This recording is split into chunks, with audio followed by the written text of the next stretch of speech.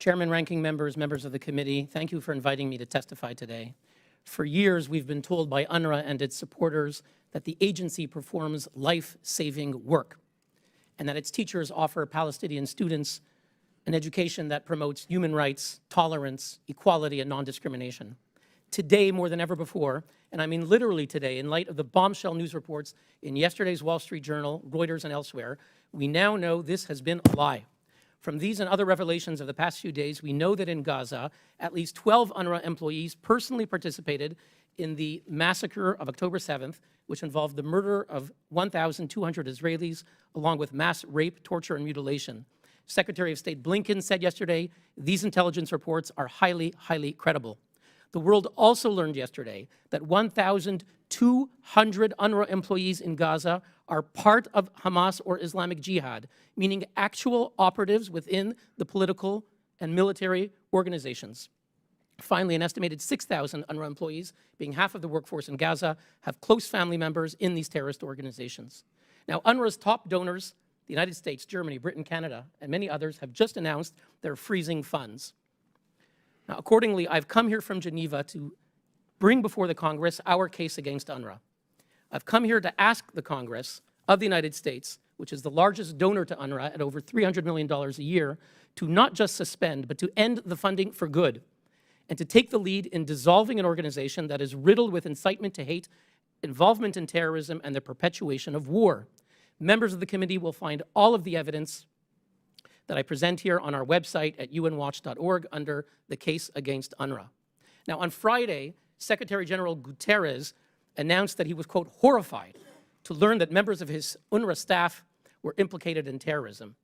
Members of the committee, I'm here to bear witness and testify that Secretary General Guterres, the head of UNRWA, Philippe Lazzarini, their predecessors, their senior colleagues, could not possibly have been shocked that UNRWA employees are implicated in terrorism. Because for the past 9 years, and Chairman Smith knows this very well because he's been on this issue and he's invited me to testify, we've been uncovering, publishing, and submitting to the UN, to UNRWA, evidence of widespread and systematic incitement to jihadi terrorism, the praise of Nazi leader Adolf Hitler, calls to slaughter Jews on the part of UNRWA teachers, school principals, and other employees. These reports range from 10 to 200 pages. For example, just in November, we sent a report on 20 teachers who celebrated the October 7th massacre.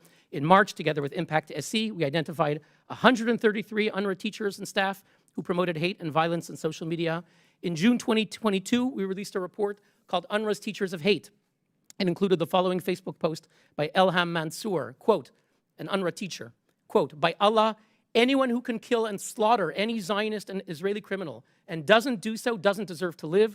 Kill them and pursue them everywhere. They are the greatest enemy. All Israel deserves is death. This is an UNRWA teacher statement on Facebook. We sent it to the UN. They did nothing. We sent them reports in 2021, 2019, 2017, 2015, numerous reports. They never contacted us for information.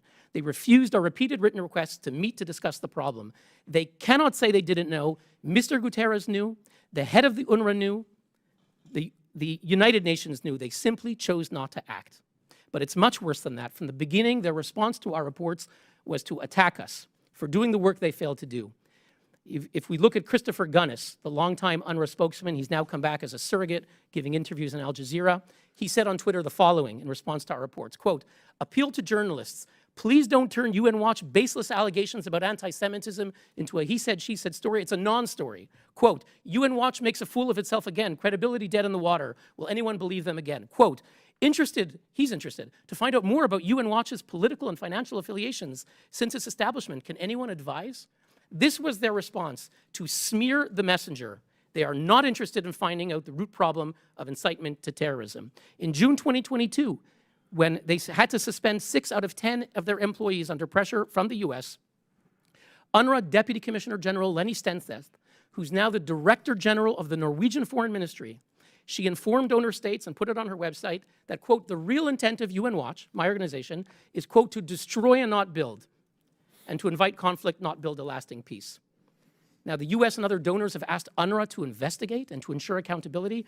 I can tell you for a decade, UNRWA has shown itself to be unwilling, unable, and unfit. Today, I wish to present our new report called UNRWA's Terrorgram, which I've handed to each of the members, and it's on our website, unwatch.org. In this report, we document a Telegram chat group of over 3,000 UNRWA teachers in Gaza that is replete with messages, photos, and videos cheering and celebrating the massacre of October 7th. It includes, for example, Safa Mohammed al-Najjar on the morning of October 7th. She's an UNRWA teacher of computers in Gaza, an administrator of this Telegram group. She celebrated the massacre, posting videos. She praised the Hamas Mujahideen, the holy warriors, as they massacred, mutilated, and raped Israelis. UNRWA English teacher Abdallah Mejez shared a message from Hamas urging Gazans to stay put, to ignore Israeli messages, asking them to evacuate for their safety, effectively doing the work of Hamas to ask Gazans to be human shields. This is an UNRWA teacher. Abdul Karim Mejer, in our report, an elementary school teacher, celebrated the Hamas terrorists, saying, quote, "May Allah keep their feet steady and guide their aim." When a group member wondered what these heroes, the terrorists, as they're perpetrating the massacre, what they were brought up on, Mejer replied, they imbibed jihad and resistance with their mother's milk. And a few days later, this UNRWA teacher asked he asked Hamas to execute their Israeli hostages. When Stefan Dujarric, the UN spokesman, was asked about our information, he replied on January 11th, quote, I mean, UN Watch, they have a track record. And I think from our end, it speaks for itself. He tried to disparage us. Just to conclude, we have massive incitement to terrorism. Prominent people have said bad apples. It's a few bad apples. We're talking about 1,200 who belong to the organization, 3,000 in this group, 6,000 whose family members belong to it. This is not a problem of bad apples. It's rotten to the core. We've talked about incitement. We've talked about acts of actual violence. And finally, let's get to the core problem. And with that, I conclude. The core problem of UNRWA, the very purpose of the agency, is to perpetuate the war of 1948, to send the message to Palestinians that the war of 1948 is not over. Don't use cement to build homes, hospitals, and schools here in Gaza. Use it to build hundreds of miles of terror tunnels, to tunnel into Israel, to invade Israel, to go back to what your homes are. That is the message of UNRWA. We should not be surprised what happened on October 7th, because that is the message that these Palestinians got for more than 70 years in UNRWA schools. UNRWA is a failure. We have to recognize what the Swiss Foreign Minister Ignazio Cassis said. This is a country historically that supports the UN. He said the following, I quote, UNRWA has become part of the problem. It supplies the ammunition to continue the conflict. By supporting UNRWA, we keep the conflict alive. It's a perverse logic. And I'm here to say, if the United States and other governments that fund UNRWA truly care about helping Palestinians and Israelis, it's time to put an end to this perverse logic. We're asking the Congress to take the lead in dissolving this agency. Thank you very much.